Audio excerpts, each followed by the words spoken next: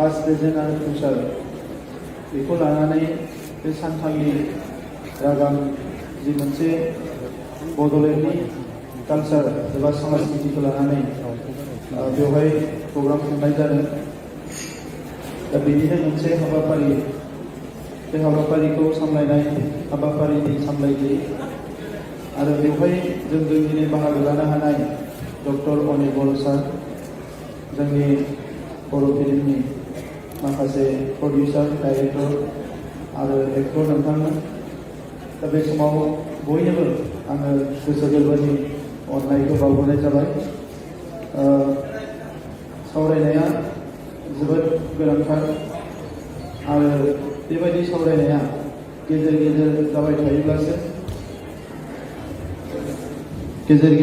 थायोब्लासो जोंनियाव मोजां पलिसिफ्रा फैगोन आरो बे मोजां पलिसिफोरखौ लाबोनो थाखाय गुबुन गुबुन फिल्डनि माखासे एक्सपार्ट मानसिफ्रा सम सम ज' जानानै बे इस्युसफोरखौ सावरायनांगोन।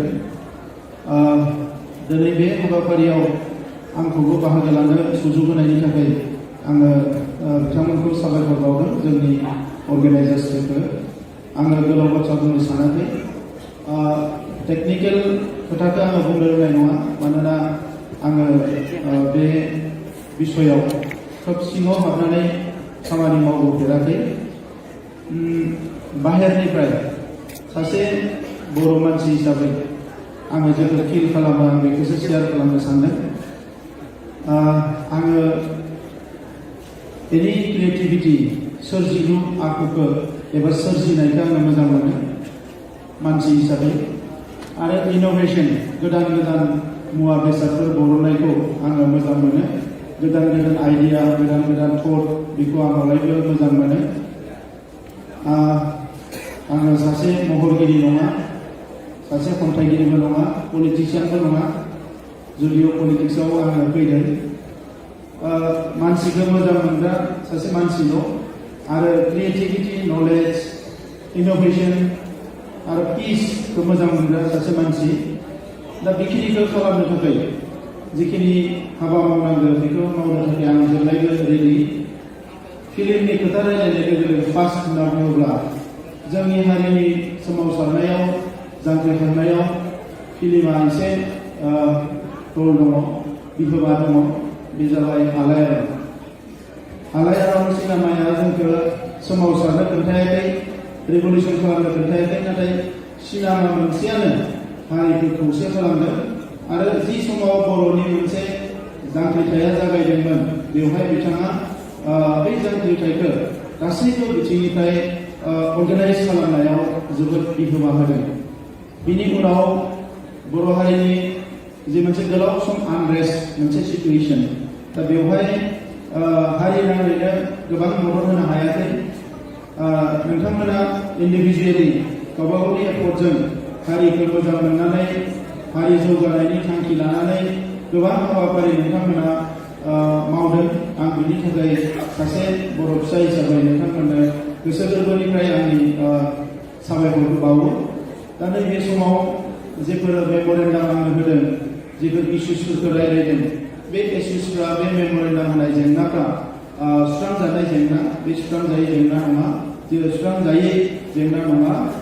खालि खोथाया जाबाय मोनसे ड्रिम, जोंनो मोनसे सिमां नांगौ आरो बे सिमांखौ जोङो साफा सानैया नुदों।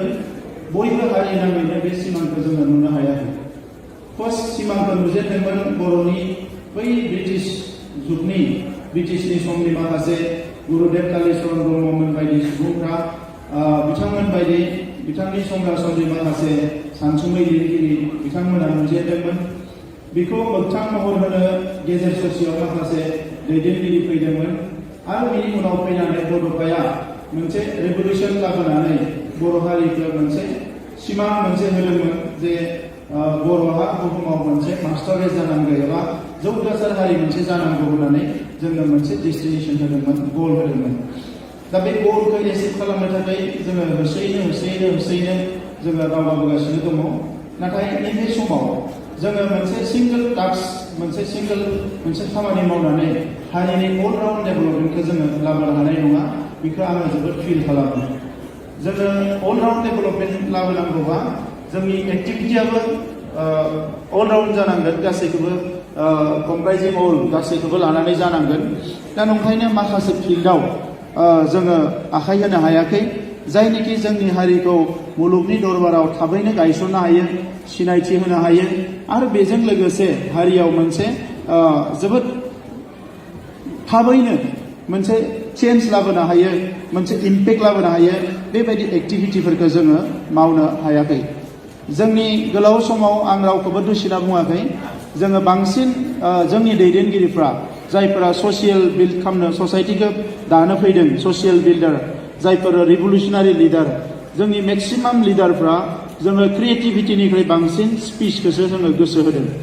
जोंनि लास्ट 30-40 इयार्सआव जोङो बांसिन लेक्सार होदों, जों बांसिन स्पिच होदों, नाथाय जोंनि जि क्रिएसन, बै क्रिएसना जोबोद खम जाबोदों। दा रिभलुसनारि मानसिफोरनि गेजेराव सासे साहित्य एकाडेमि बान्था मोनदों बिथां उखावगोरा ब्रह्मआ लिरनानै। बिनि बादै आरोबाव जोंहा गोबां दङमोन, इनक्लुडिं मी, आंखौबो लाफानानै जोङो क्रिएटिभिटियाव बारा गैया। दा ओंखायनो नैबे समाव आं सानदों कि कानेक्टिं दा डट्स मोनसे फर्मुलाखौ जों बाहायनांगोन। डट्सफोरखौ जोङो कानेक्ट खालामनांगोन। सोर हारिमुआव दङ, सोर स्पर्ट्सआव दङ, सोर कालचाराव दङ, सोर इकनमिक्सआव दङ, सोर इडुकेसनाव दङ, सोर बबेयाव दङ मुलुगाव। कानेक्टिं दा डट्स बियो जोंखौ सापर्ट खालामगोन एबा हारि जौगानायाव जोंखौ हेल्प खालामगोन। दा बेखौ खालामनो थाखाय सोरबाया स्टेपनो होग्रोनांगोन आरो आं सानदों नैबे मोनसे गोदान स्टेप। आंखौ नोंथांमोना बिटिआरनि सासे मावख'गिरि हिसाबै मख'दों, नाथाय आङो बेजों गोजोनाखै, मानोना आङो बे महराव थानो लुबैयाखै। जास्ट नर्मेल सासे मानसि हिसाबै हारिखौ सिबिलांनो थाखाय आंहाबो मोनसे सिमां दङ। दा बे सिमांखौ मोगथाङाव लाबोनांगौब्ला थाबनो जोंनो मोनसे शिफ्टिं आरो लिफ्टिं नांगोन। शिफ्टिं एन्ड लिफ्टिं। जोंहा आब'आ गोदान मोनसे फिल्म बानायनो नांगोन आइजोफोरखौ लानानै।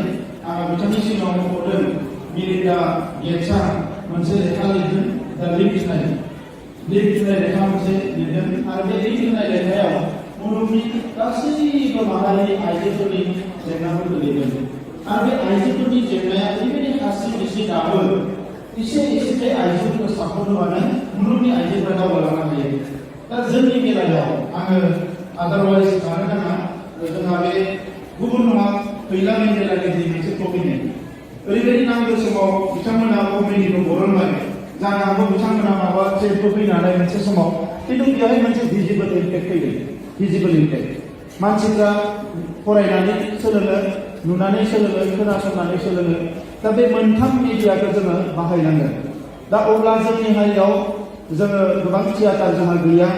असमियाव गोबां मोजां मोजां थियाटार दङ, जायनोखि बार्निं ससियेल इस्युसफोरखौ लानानै बिथांमोना बे नाटकफोरखौ खालामो आरो बेवहाय मोनसे मानसिफोरखौ सोलायनायनि थाखाय मोनसे लामा होयो। दा जोंनियाव थियाटारफ्रा सारभाइभ जानो हायाखै। फारसेथिं फिल्मखौ जोंहा गोबां बानायदों, जेसेबां बानायनांगौ बानायदों, नाथाय बे फिल्म बानायग्राफ्रा जेरैबायदि सापर्ट मोननांगौ बेखौ हयथ' निसय मोनाखै। आङो डाटा बेस स्टाडि खालामाखै, ओंखायनो आङो बेवहाय बुंनो रोंनाय नङा, नाथाय बेखौ मोनाखै। दा जों जेब्ला गभर्नमेन्टजों रायलायो अब्ला फिल्म स्टुडिअनि खोथाखौ रायलायदोंमोन जोंनो मोनसे फिल्म स्टुडिअ नांगोन होननानै। उनाव बिथांमोना बुंबाय बेखौ नोंथांमोना बानायनानै ला होननानै।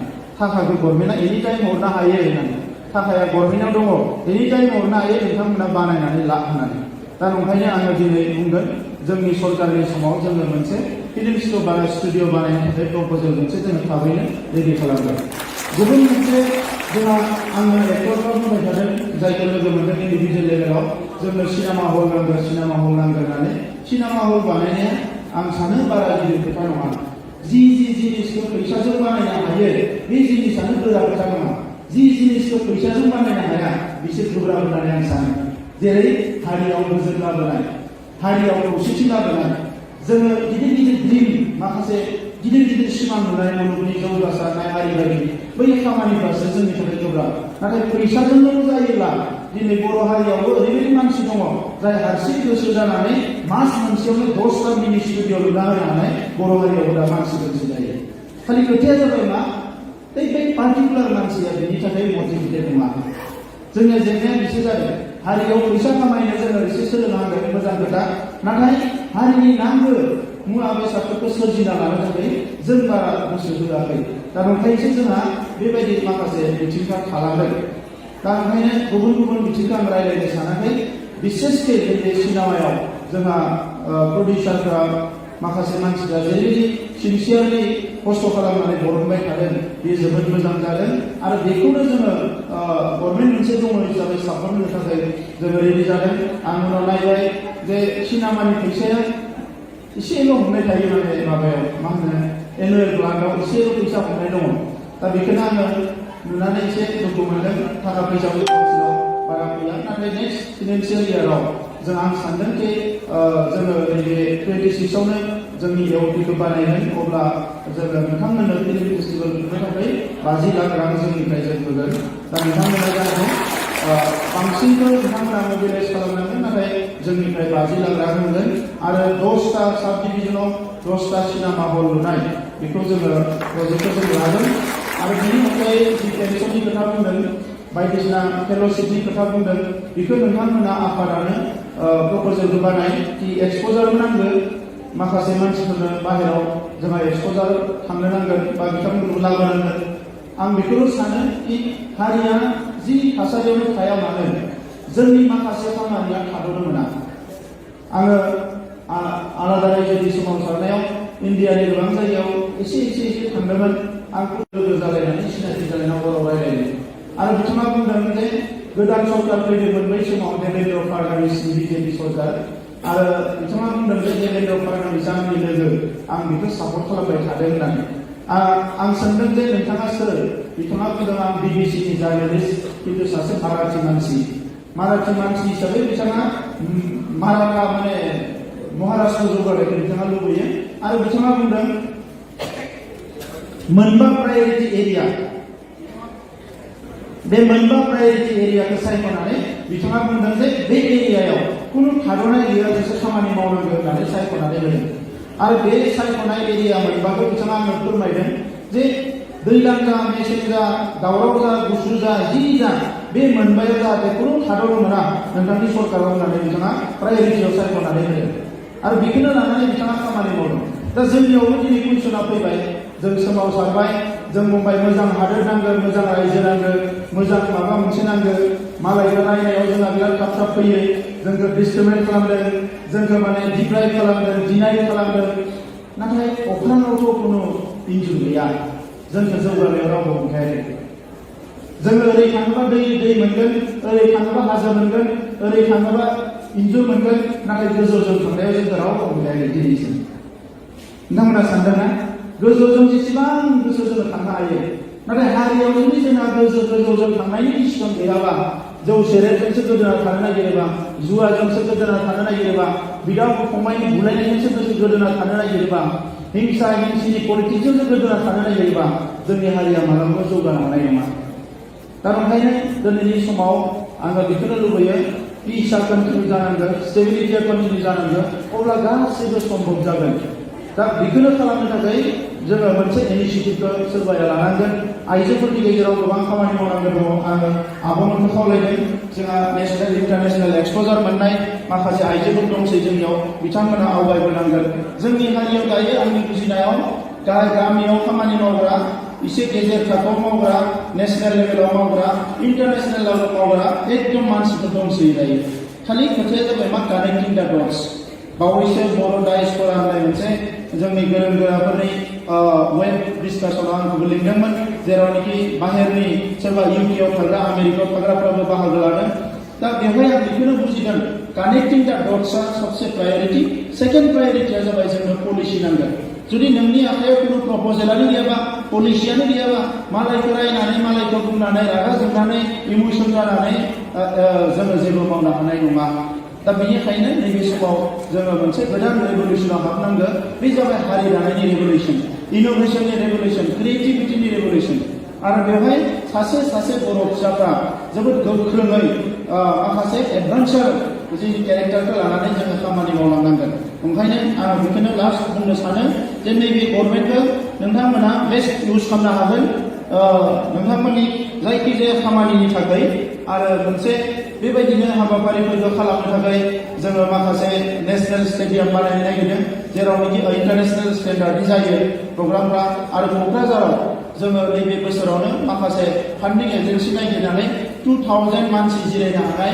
मोनसे हाइटेक मोजां मोनसे गासैबो टेक्न'लजि थानाय मोनसे अडिट'रियाम जों बानायनो थाखाय थांगासिनो दङ जेराव उननि समफोराव जाहाथे रिजनेल फिल्म फेस्टिभेलफोर नेशनेल फिल्म फेस्टिभेलफोरखौबो जोंनियावबो लाबोनो हायो अब्ला जोङो माखासे सापर्टखौ मालायनिफ्राय मोनगोन दा बेफोर खोथाफोरखौ जोङो सानदों आं गोलाव खोथा बुंला नोंथांमोननो बयनोबो साबायखर बावबाय आरो जिखिनि मेम'रेन्डाम जोंहा आंनो गथायदों बे आं दाबो बुंफिनो मोनसेबो मावनो हायै गैया गासैखौबो मावगोन खालि बेवहाय एसे हयथ' टाइम लागोन मोनसे मोनसे इस्युसफ्रा आरो थाबैनो फिल्म जि स्टुडिअ बेखौ बानायगोन खालि खोथाया जाबाय मा जोंनि जि कालचार मालाय जायगाफ्राव जोङो सिनेमा नायनानै जेरैबायदि मोनसे मोजां परिबेस मोनो बेबायदि परिबेसखौ जों दानांगोन नङाबा गाबोन स्टुडिअआव बुलायगोन लोंला जाला जागोन सोरबा टिकेट दानालासिनो हाबगोन नैबे आखलखौ जोङो लासै लासैनो सोलायनांगोन सिस्टेमजों डिसिप्लिनजों थांनांगोन आं आब'नियाव एसे सिगाङाव सोंदों आब'आ